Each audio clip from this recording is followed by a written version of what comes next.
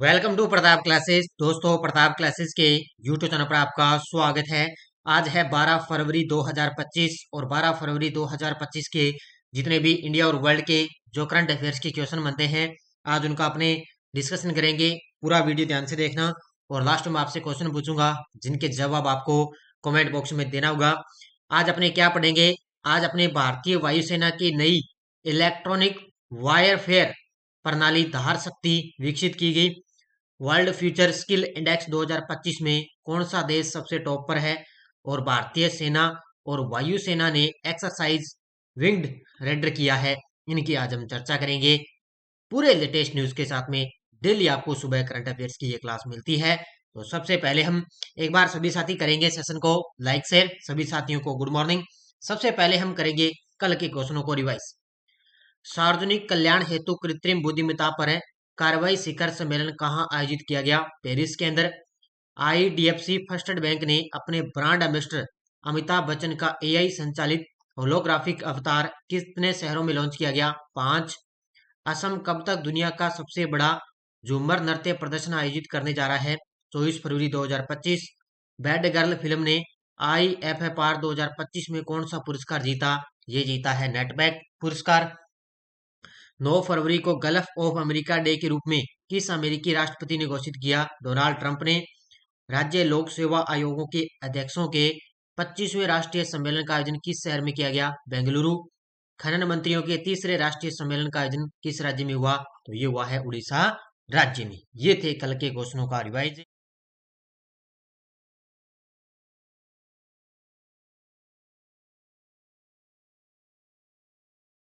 सभी साथी एक बार करेंगे सेशन को लाइक से। तो आज की क्लास का पहला क्वेश्चन आपके सामने है, देखिए। बड़ी गजब का आज का करंट रहने वाला है। भारतीय वायुसेना की नई इलेक्ट्रॉनिक वारफेयर प्रणाली जिसका नाम है धार शक्ति को किस संगठन ने विकसित किया है? ये लीजिए, भी गजब का प्रश्न है और ये प्रश्न वेरी वेरी वेरी इंपॉर्टेंट आपके लिए क्वेश्चन है। ये देखो आपके सामने तस्वीर में। तो भारतीय वायुसेना की नई इलेक्ट्रॉनिक वारफेयर प्रणाली है जिसका नाम है धार शक्ति और इसको विकसित किया है डीआरडीओ ने। किसने किया है? डीआरडीओ ने इसको विकसित है किया है। वर्तमान में डीआरडीओ के अध्यक्ष कौन है? समीर वी कामत। याद रखना अच्छे तरीके से, गोटे मार लेना। समीर वी कामत वर्तमान में डीआरडीओ के अध्यक्ष है।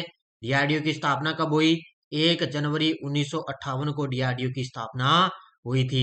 और अब की बार 1 जनवरी 2025 को डीआरडीओ का 67वां स्थापना दिवस भी बनाया गया है। इतनी सारी चीजें साथ साथ में रट ही लेना चाहिए। देखो, भारतीय वायुसेना की नई इलेक्ट्रॉनिक वारफेयर प्रणाली है धार शक्ति। इसका निर्माण रक्षा अनुसंधान एवं विकास संगठन डीआरडीओ। इसका प्रयोग पाकिस्तान और चीन की सीमाओं पर तैनात किया जाएगा। याद कर लेना कहां पर है? पाकिस्तान और चीन की सीमा पर इसको तैनात किया जाएगा। विशेषता क्या है? एक तो ये दुश्मन के राडार और संचार प्रणाली को जाम करने में सक्षम। दूसरा, लड़ाकू विमान और ड्रोन के इलेक्ट्रॉनिक सिस्टम को निष्क्रिय कर सकता है। तीसरा, इजरायली स्कॉर्पियस जी सिस्टम से अधिक ये उन्नत माना जाता है। ये चीजें हैं इसकी विशेषता। इसके अलावा इसकी श्रेणी की बात करें तो ग्राउंड बेस्ड इलेक्ट्रॉनिक वारफेयर और जेमिंग सिस्टम लगा हुआ है। और हाल ही में डीआरडीओ ने पिछले महीने ही इसका सफल परीक्षण किया है।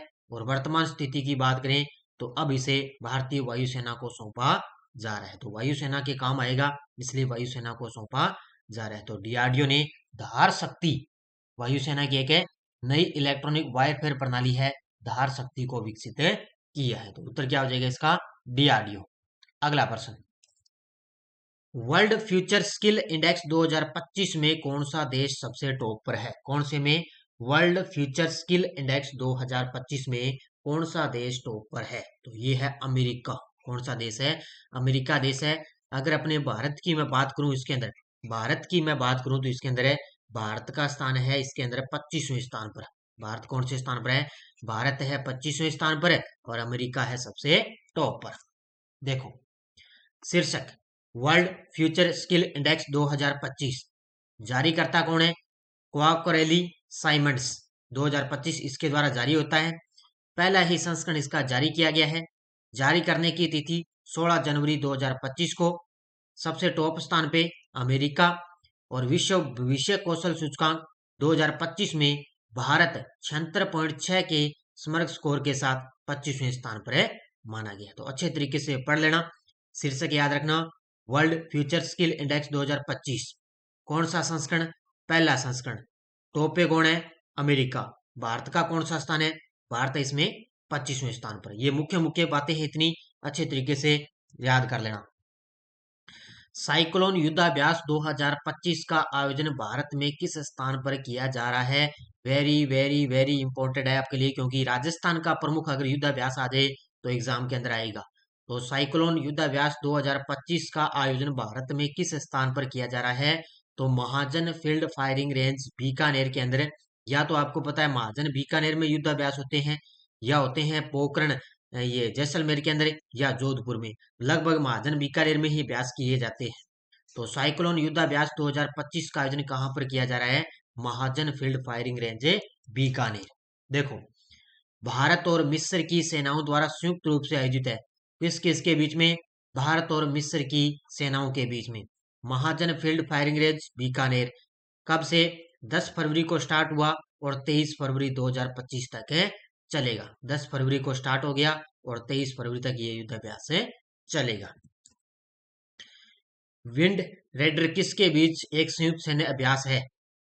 तो विंड रेडर है वो किसके बीच में एक संयुक्त सैन्य अभ्यास है? तो ये है किसके बीच में? भारतीय सेना और भारतीय वायुसेना के बीच। ये देखो तस्वीर में भारतीय अपनी सेना और भारतीय वायुसेना के बीच में विंड रेडर है वो अभ्यास आयोजित किया गया है। नाम याद रखना, पूर्वी थिएटर। पूर्वी थिएटर के अंदर ये इस अभ्यास का आयोजन किया गया। वर्तमान में भारतीय सेना के अध्यक्ष आपको पता है कौन है? उपेंद्र द्विवेदी। उपेंद्र द्विवेदी है। और वायुसेना प्रमुख कौन है? अमरप्रीत सिंह है। कौन है? अमरप्रीत सिंह है। देखो, भारतीय सेना और भारतीय वायुसेना ने पूर्वी थिएटर में एक्सरसाइज विंड रेडर का आयोजन किया है। इसमें चिनूक हेलीकॉप्टरों और स्पेशल फोर्सेजों के माध्यम से तेजी से तैनाती पर ध्यान दिया गया है। यानी कि जो स्पेशल, एक तो चिनूक हेलीकॉप्टर है और जो स्पेशल फोर्सेज है उसके माध्यम से इस पर तैनात किया गया। 9 फरवरी 2025 को थल सेना जनरल हैं उपेंद्र द्विवेदी और वायुसेना प्रमुख एयर मार्शल अमरप्रीत सिंह ने एक साथ स्वदेशी लाइट कॉम्बैक्ट एयरक्राफ्ट में तेजस में उड़ानें भरी। यानी कि LCA। LCA का मतलब है लाइट कॉम्बैक्ट एयरक्राफ्ट में तेजस में उड़ानें भरी है। किसने? थल सेनाध्यक्ष और एयर मार्शल अमरप्रीत सिंह, दोनों ने एक साथ इस LCA तेजस में उड़ानें भरी है। तो इसलिए पूर्वी थिएटर के अंदर एक्सरसाइज विंड रेडर का आयोजन किया गया। प्रधानमंत्री मोदी के अनुसार पिछले एक दशक में भारत की सोलर एनर्जी कैपेसिटी कितनी गुना बढ़ी है? लगा लो भी, फर्स्ट ग्रेड वाले इस क्वेश्चन को अच्छे तरीके से पढ़ लेना भाई, क्योंकि नवीकरणीय ऊर्जा से संबंधित टॉपिक है आपके लिए। तो प्रधानमंत्री मोदी के अनुसार पिछले एक दशक में भारत की सोलर एनर्जी जो कैपेसिटी है वो कितनी गुना बढ़ी है? 32 गुना। कितनी गुना? 32 गुना बढ़ी है। और उसी के साथ मोदी जी ने इंडिया एनर्जी वीक 2025 का आयोजन किया है। इसमें इंडिया एनर्जी वीक 2025 का उद्घाटन किया है। उत्तर क्या हो जाएगा? सी नंबर। देखो डिटेल, सौर ऊर्जा में बढ़ोतरी। पिछले एक दशक में भारत की सोलर एनर्जी कैपेसिटी 32 गुना बढ़ी है, पहला पॉइंट। दूसरा, वैश्विक स्थान। भारत दुनिया का तीसरा सबसे बड़ा सोलर एनर्जी प्रोड्यूसर बन गया है। यानी कि भारत है वो दुनिया का तीसरा सबसे बड़ा सोलर एनर्जी प्रोड्यूसर बन गया। India energy week 2025, PM Modi ने 11 फरवरी 2025 को इस कार्यक्रम की शुरुआत की है। नाम याद रखना, इंडिया एनर्जी वीक 2025। शुरुआत कब से हुई? 11 फरवरी 2025। वैश्विक विकास में योगदान। भारत न केवल अपनी बल्कि दुनिया की आर्थिक वृद्धि को भी ड्राइव कर रहा है। यानी कि सौर ऊर्जा में नहीं बल्कि आर्थिक वृद्धि के अंदर भी बढ़ोतरी हो रही है। Ethanol blending. वर्तमान में 19% इथेनॉल मिश्रण भी किया जा रहा है। भारत ने लक्ष्य रखा है कि 2030 तक 500 गीगावाट अक्षय ऊर्जा क्षमता जोड़ने और भारतीय रेलवे को नेट जीरो कार्बन उत्सर्जन की ओर ले जाने और हर साल 50 lakh metric ton green hydrogen उत्पादन करने का लक्ष्य रखा है। इस लाइन को महत्वपूर्ण कर लेना भी अच्छे तरीके से। एक तो 2030 में 500 गीगावाट अक्षय ऊर्जा क्षमता को जोड़ने, दूसरा है भी रेल भारतीय रेलवे को नेट जीरो कार्बन उत्सर्जन की ओर ले जाने। और तीसरा है भी हर साल 50 लाख मीट्रिक टन है वो ग्रीन हाइड्रोजन उत्पादन का लक्ष्य है रखा है। ये कल बात मोदी जी ने कही थी, अपना बयान दिया था मोदी जी के अनुसार। तो ये सारी बातें मैंने बताई है, अच्छे तरीके से नोट कर लेना। भारत के मार्सिले, मार्सिले कहां पर है? फ्रांस के अंदर है। में नए वाणिज्यिक दूतावास के उद्घाटन के अवसर पर कौन से नेता शामिल हुए? अब आपको पता है, मैंने बताया था कल ही कि 10 और 11 फरवरी को मोदी जी पेरिस की यात्रा पर रहेंगे, तो वहां पर उन्होंने भारत के मार्सिले फ्रांस में नए वाणिज्यिक दूतावास के उद्घाटन के अवसर पर दो शख्स शामिल थे। एक तो अपने प्रधानमंत्री मोदी जी और एक फ्रांस के राष्ट्रपति इमैनुअल मैक्रो। ये देखो, क्योंकि मोदी जी यही शिखर सम्मेलन में सह अध्यक्ष बने थे और फ्रांस के राष्ट्रपति भी इनके साथ में शामिल थे। तो बार बार मैं इसके बारे में आपको चीजें बता रहा हूँ, एक एक पॉइंट डेली आपको नोट करते जाना है।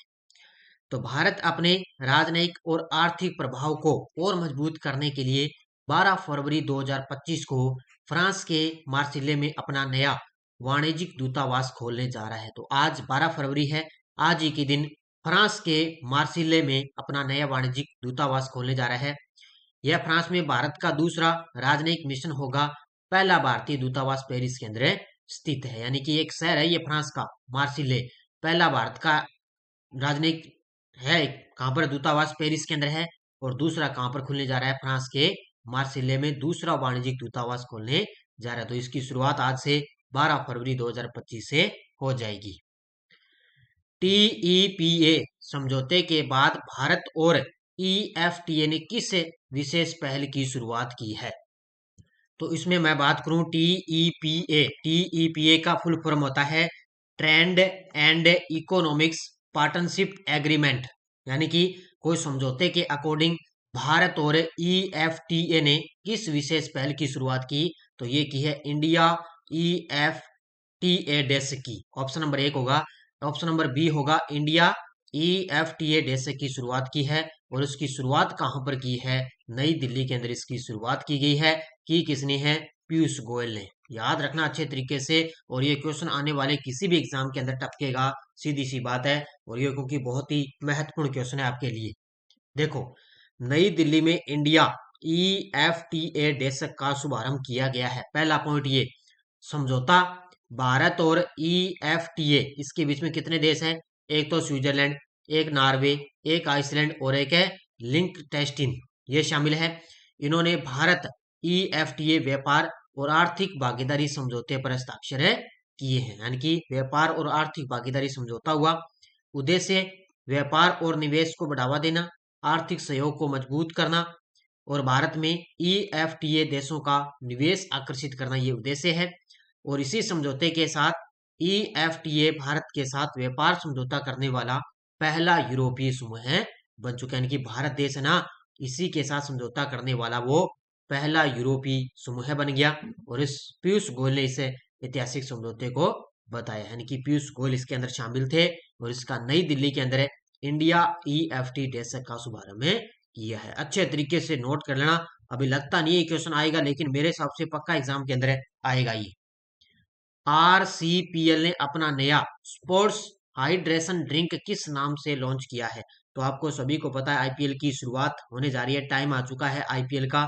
तो आरसीपीएल का मतलब होता है रिलायंस कंज्यूमर प्रोडक्ट्स लिमिटेड ने अपना नया स्पोर्ट्स हाइड्रेशन ड्रिंक किस नाम से लॉन्च किया? तो ये किया है स्पिनर के नाम से। अपने कहते हैं ना स्पिनर गेंदबाज, तो स्पिनिंग गेंदबाज बॉलिंग करते हैं उसके लिए। देखो, रिलायंस इंडस्ट्रीज की एफएमसीजी शाखा रिलायंस कंज्यूमर प्रोडक्ट्स लिमिटेड ने स्पोर्ट्स हाइड्रेशन ड्रिंक सेगमेंट में कदम रखते हुए अपना नया ब्रांड स्पिनर लॉन्च किया है। कौन सा ब्रांड है? स्पिनर। और यह पेय पदार्थ है एक विशेष रूप से श्रीलंकाई क्रिकेटर खिलाड़ी हैं दिग्गज मुथैया मुरलीधरन के सहयोग से विकसित किया गया है। तो श्रीलंका के खिलाड़ी हैं एक मुथैया मुरलीधरन, उनके सहयोग से इसको विकसित किया गया है। कौन सा ये ब्रांड है? Spinner brand. अब देखो, आपके सामने कुछ वन लाइनर करंट आ चुका है। पहला है कि नामीबिया के पहले राष्ट्रपति और स्वतंत्रता संग्राम के अग्रणी नेता सैम नुएजा का 10 फरवरी 2025 को 95 वर्ष की उम्र में निधन हो चुका है। यानी कि नामीबिया के जो पहले राष्ट्रपति और स्वतंत्रता संग्राम के अग्रणी नेता थे ना, सैम नुजोमा, इनका 10 फरवरी को निधन हो गया। दूसरा पॉइंट है, ऊंची उड़ान भरने वाले विमानों का पता लगाने वाला दुनिया का पहला डीप डीप सी रडार किसने विकसित किया?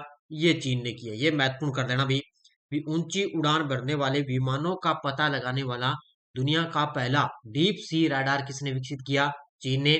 तीसरा है, मणिपुर के मुख्यमंत्री एन बीरेन सिंह ने अपने पद से इस्तीफा राज्यपाल को सौंप दिया है। यानी कि जो मणिपुर के सीएम है एन बीरेन सिंह, उन्होंने अपना जो पद है, अपना जो मुख्यमंत्री का जो पद है, इस्तीफा है, वो राज्यपाल को उन्होंने सौंप दिया है। अब देखते हैं आगे मणिपुर के नए सीएम कौन बनते हैं। ये टेलीग्राम ग्रुप है। अब देखो, अब डेली आपको टेलीग्राम पर एक नई मुहिम में स्टार्ट करने जा रहा हूँ। अब डेली आपको टॉप से टॉप 2-3 क्वेश्चन क्विज मिलेगी डेली आपको। देखो, कल शाम को मैंने क्विज डाली है बड़ी खतरनाक तरीके से, आपको अच्छे तरीके से, और जो एग्जाम में आने वाले क्वेश्चन होंगे वो डेली आपको 2 या 3 क्वेश्चन डेली आपको क्विज मिलेगी टेलीग्राम पर। और ये देखो, मैंने स्कूल व्याख्याता के लिए पुराने पेपरों के हल स्टार्ट कर दिए। कल मैंने इसकी 4 बजे पहले आपको क्लास दे दी थी। 2022 का जो पेपर हुआ था ग्रुप ए का फर्स्ट पेपर, वो मैंने आपको पुराने पेपर है करवाने स्टार्ट कर दिए, और कल ही मैंने इसकी क्लास स्टार्ट की है। पिछले वीडियो क्वेश्चन, विश्व बैंक की लॉजिस्टिक्स परफॉर्मेंस इंडेक्स 2024 में भारत का स्थान क्या है? तो ये है 38वां स्थान। बहुत सारे विद्यार्थियों ने बड़े गजब के जवाब दिए। अब देखो क्वेश्चन फॉर यू, 38वां सूर्यकुंड अंतर्राष्ट्रीय हस्तशिल्प मेला 2025 किस राज्य में आयोजित किया गया? राजस्थान, उत्तर प्रदेश, हरियाणा, मध्य प्रदेश। इसका जवाब देना है। अब देखो यस्टरडोज, निम्नलिखित में से किसने भारत के राष्ट्रपति का पद ग्रहण करने के पूर्व उपराष्ट्रपति के पद पर कार्य नहीं किया था? वो थे नीलम संजीव रेड्डी। किस प्रधानमंत्री के कार्यकाल में दल बदल विरोधी कानून पारित हुआ? तो ये हुआ था प्रधानमंत्री राजीव गांधी के समय। राजीव गांधी के कार्यकाल में दल बदल विरोधी कानून पारित हुआ। भारत का महान्यायवादी किसके द्वारा नियुक्त किया जाता है? तो भारत के राष्ट्रपति द्वारा नियुक्त किया जाता है। तो ये गजब के आंसर दिए थे मैंने सभी साथियों को, कमेंट में देखा था। और एक कल साथी पूछ रहा था कि सर सेकंड ग्रेड के अंदर इंडिया वर्ल्ड का कौन सा करंट आएगा? तो ध्यान रखना, सेकंड ग्रेड के अंदर ओनली राजस्थान करंट आएगा। चाहे लाइब्रेरियन है, चाहे रीट है, चाहे सेकंड ग्रेड है, सिर्फ आपको राजस्थान करंट पढ़ना है। इंडिया वर्ल्ड का करंट आएगा सिर्फ फर्स्ट ग्रेड, इसके अलावा यूआरओ, इसके अलावा पटवार, वीडियो, चतुर्थ श्रेणी कर्मचारी और जेल प्रहरी, इसमें आएगा इंडिया वर्ल्ड का करंट है। लेकिन रीट, सेकंड ग्रेड और लाइब्रेरियन, इनमें सब ओनली राजस्थान का करंट आएगा। आप सिलेबस को अच्छे तरीके से देखा करो। अब देखो नेक्स्ट डोज, भारत की संविधान सभा की किस बैठक में स्थायी सभापति का निर्वाचन किया गया था? गजब का प्रश्न है ये। भारत की संविधान सभा की किस बैठक में स्थायी सभापति का निर्वाचन किया गया? भारत की संविधान सभा की पहली बैठक 9 दिसंबर 1946 में सबसे अधिक संख्या में कौन से प्रांत के सदस्य उपस्थित हुए?